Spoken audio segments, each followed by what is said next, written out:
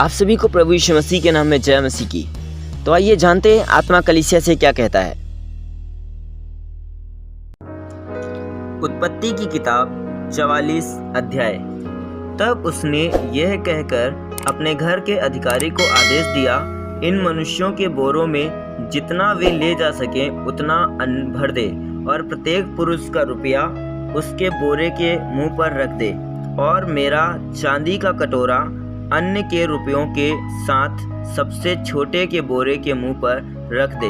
और जैसा यूसुफ ने कहा था उसने वैसा ही किया। भोर होते ही वे मनुष्य अपने गधों समेत विदा कर दिए गए। वे नगर से निकलकर अभी दूर भी ना जा पाए थे जब यूसुफ ने अपने घर के अधिकारी से कहा, उन मनुष्यों का पीछा कर, और जब तू उनके पास पहुंच जाए तो उनसे कहना, तुमने भलाई के बदले बुराई क्यों की है? क्या यह वही वस्तु नहीं जिससे मेरा स्वामी पीता है और जिसे वास्तव में वह शकुन विचारने के लिए प्रयोग में लाता है? तुमने ऐसा करके बुरा किया है। अतः उसने उन्हें जा पकड़ा और उनसे ये बातें कह दी।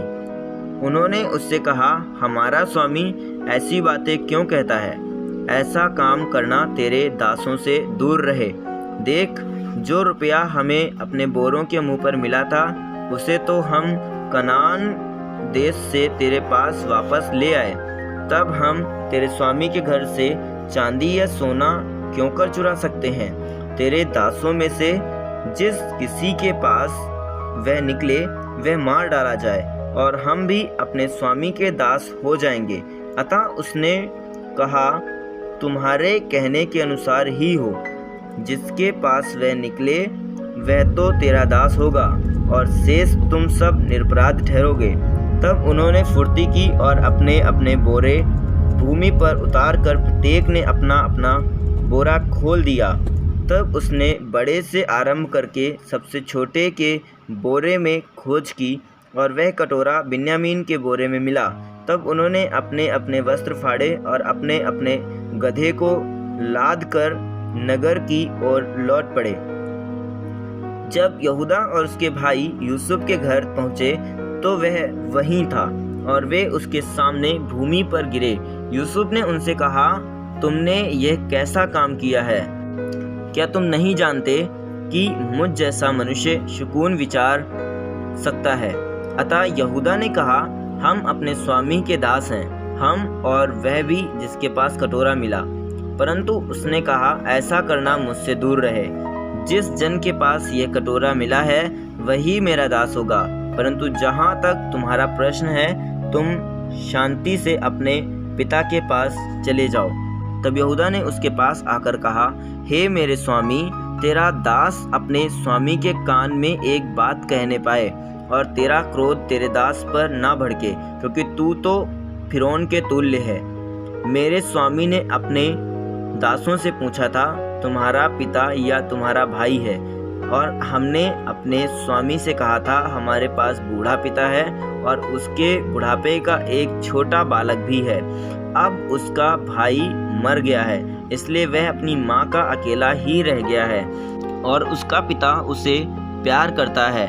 तब तूने अपने दासों से कहा था, उसको मेरे पास ले आओ कि मैं उसे देखूं।